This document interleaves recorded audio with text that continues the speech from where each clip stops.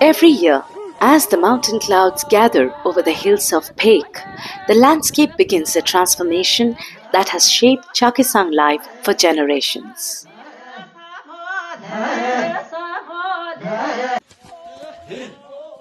Across the district, mountain sides turn into shimmering stairways of water and green. These are the famed terrace fields of the Chakhesang Nagas, where May and June mark the arrival of Khutho, the rice plantation season. For the Chakhesangs, this is far more than agriculture. It is a season that brings together culture, economy, family, and identity.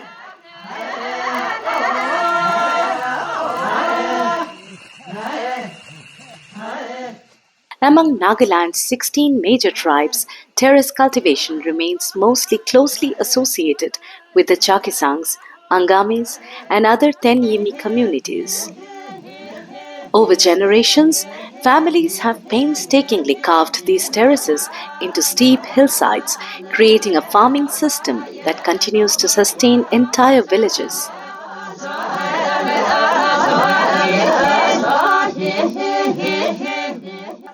The terraces are not simply fields, they are inherited wealth, their family history written into the landscape, and every planting season, that legacy comes alive once again.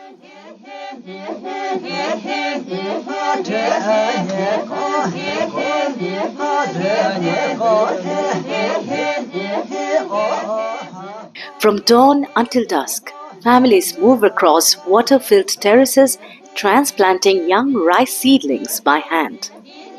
The work follows a rhythm that has remained largely unchanged for centuries.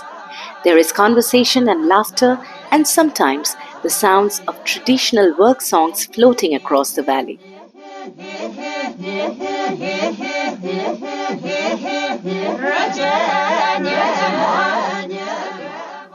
At the heart of the plantation season lies a powerful tradition called Mulay. The principle is simple: I help in your field today, and you help in mine tomorrow. There are no hired laborers moving from farm to farm.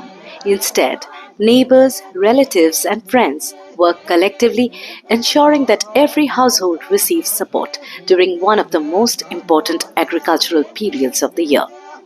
The result is not just a successful harvest, but a stronger community. What makes this season especially unique is that everyone has a role to play. With schools closed in for the summer break, children join their parents, grandparents in the fields. Young hands carry seedlings, elders pass down knowledge. Families work side by side, turning the terraces into classrooms without walls.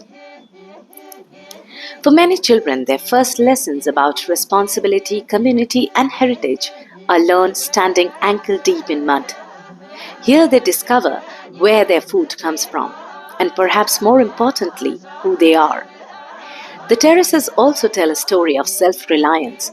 For generations, they have provided enough rice to feed families throughout the year. A good harvest means security and independence. It means one less uncertainty in an increasingly uncertain world. So rice here is more than a staple crop. It is prosperity, status, and resilience. Surplus harvests are stored in granaries shared during community gatherings and used during traditional ceremonies and rituals.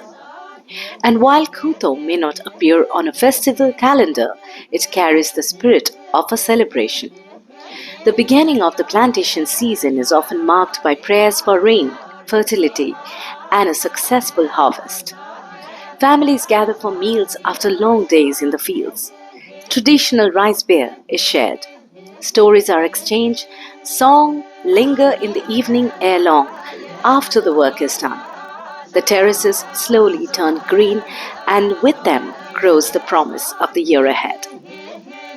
In an age of rapid change, the terrace fields of Chakhesang Nagas remain a powerful reminder that some traditions continue to thrive because they are deeply connected to the land, to the communities, and to a way of life built by collective effort.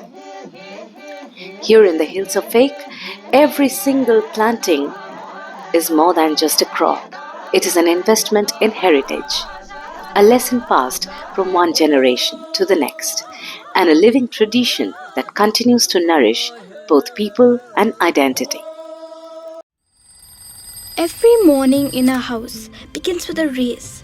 Shoes, slippers, everything on the ground. Mom shouting for breakfast. That's hunting for geese. And I'm in a hurry putting on my socks. Shillong's roads are always full. Honking cars, parents rushing, everyone trying to reach somewhere first.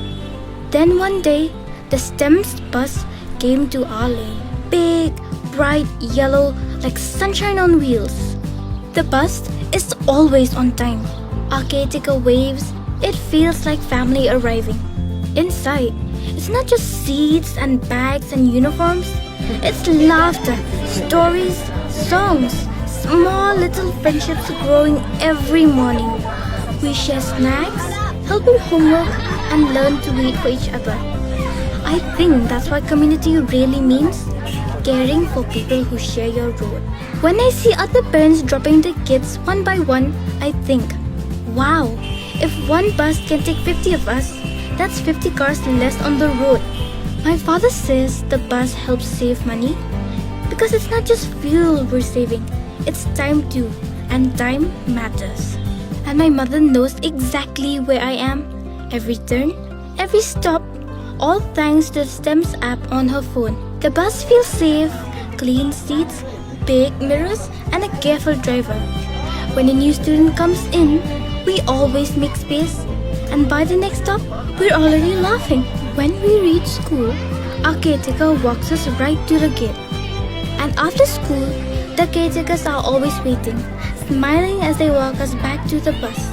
The caretaker feels this bus has made life easier, but to me, it made life a lot more happier.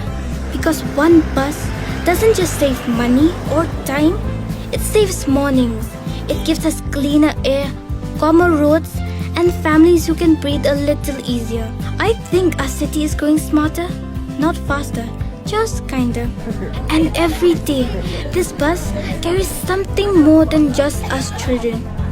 It carries stories, friendships, dreams, the small moments that slowly becomes memories, and carrying a little bit of Meghalaya's heart with them. Every day, as the bus doors shut and the engine hums to life, I take a quiet moment to be grateful for the journey, for the care, and for everyone who makes it possible. This is STEMS, our ride, our happiness, our tomorrow.